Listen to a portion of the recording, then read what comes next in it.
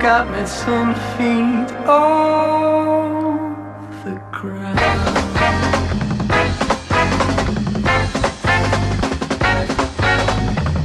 Updating your life keeps you informed all day. Di zaman yang udah makin canggih seperti sekarang ini, you lovers, emang kalau kita melihat kehebatan teknologi, itu bisa membuat kita jadi terpukau. Semuanya serba instan.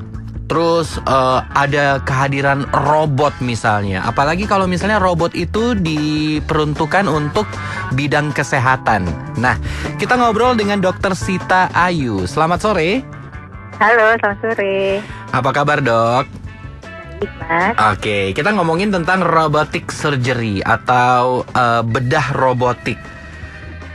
Gila ya, dunia sekarang di mana robot pun bisa melakukan pembedahan, Dok ya? Iya, itu sekarang udah umum ya. Kalau di dunia malah bukan hal baru lagi. Oh, bukan hal baru lagi? Udah lama sih sebenarnya. Cuma di Indonesia memang baru 2 tahun ini kita mulai untuk bedah robotiknya. Oke, mungkin bisa dijelaskan lebih lanjut teknologi bedah robotik itu? Ya, bedah robotik itu bedah minimal invasif.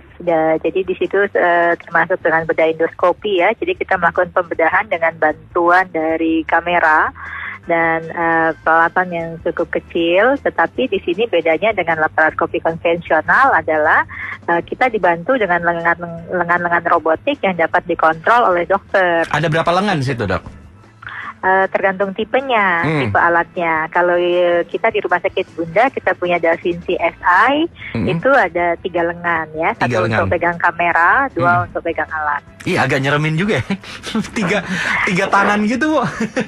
Ya sebenarnya sama aja, karena kalau kita laparoskopi konvensional itu juga titiknya kan seringnya juga 3 atau 4 ya. Jadi 2 orang dokter juga yang bekerja, masing-masing pegang 2.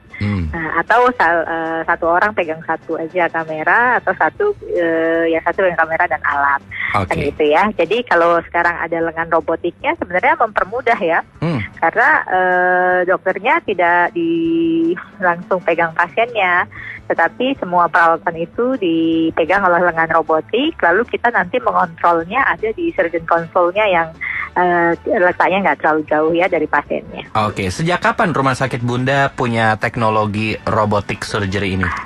Nah, ini kita memasuki tahun kedua. Jadi udah 2 tahun ya, 2012 itu kita mulai, 2011 akhir itu sebenarnya kita mulai instalasi alat, lalu mulai runningnya mulai 2012. Jadi ini tahun ini kita masuk ke tahun kedua. Dan pencapaian kita ini sudah mau pasien yang ke-100 ya. Waduh, dan rata-rata gimana hasil operasinya? Nah, hasil operasinya cukup optimal ya, karena memang biasanya kasus-kasus yang dikerjakan dengan bedah robotik ini adalah kasus yang cukup berat, gitu. Jadi sangat mempermudah dan untuk mendapatkan hasil yang optimal untuk pasiennya juga, gitu. Dan peran robotik sendiri ini dalam penanganan apa aja, Dok? Kalau sebenarnya untuk beberapa divisi di kedokteran, bisa dari kandungan, ya, dari bedah usus, dari bedah tiroid atau yang lainnya ya.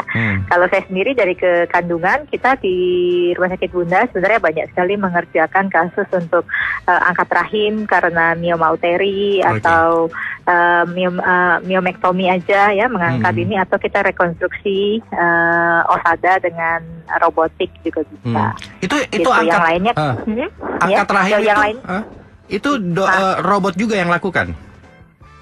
Yaitu alatnya aja dipegang alatnya dengan aja? robot. Oh ya. Gitu. Ya. Dan bedah robotik ini di semua cabang Rumah Sakit Bunda atau hanya di Jakarta aja? Untuk sementara kita baru ada 1 alat, dan itu ada di Rumah Sakit Bunda Menteng.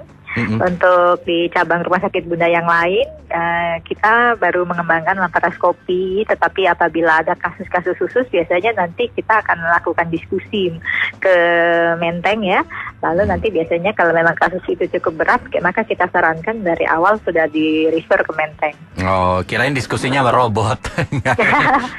Diskusinya online sih sebenarnya ya. Oh, online.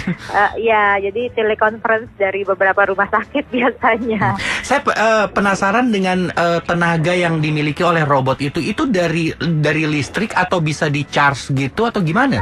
Dari listrik di-charge, ada baterainya. Oh gitu. Jadi nggak mungkin terus mati lampu terus tiba-tiba robotnya berhenti gitu, nggak. Karena nanti robotnya itu tentu dia punya power daya yang bisa di-charge, tapi pada saat selama pengerjaan itu ya kita kita aktifkan. Apabila ada gangguan dari tenaga listrik, otomatis dia tetap hidup. Karena dia masih punya power supply yang lain. Selain mempunyai lengan, robot itu bisa berbicara nggak, Dok? Nggak bisa, yang berbicara hanya dokternya. Iya. Oke deh, kalau gitu. Dan informasi lebih lanjut tentang robotic surgery ini bisa dilihat di mana? Bisa dilihat di websitenya Bunda, Rumah Sakit Umum Bunda Jakarta. Ya. Nah, nanti di situ kita ada divisi yang namanya ARMIS, Advanced Robotic Minimal Invasive Surgery. Nah, itu adalah salah satu dari divisi kita yang menangani tentang pembedahan dengan robotik ya. Oke, kalau gitu terima kasih banyak Dr. Sita Ayu. Iya. Dan You Lovers, live phone interview ini hasil kerjasama Rumah Sakit Bunda dan juga 94,7 UFM Jakarta. Download aplikasi Nux Radio untuk pengguna BlackBerry di app.nuxradio.net dan search 94,7 UFM Jakarta.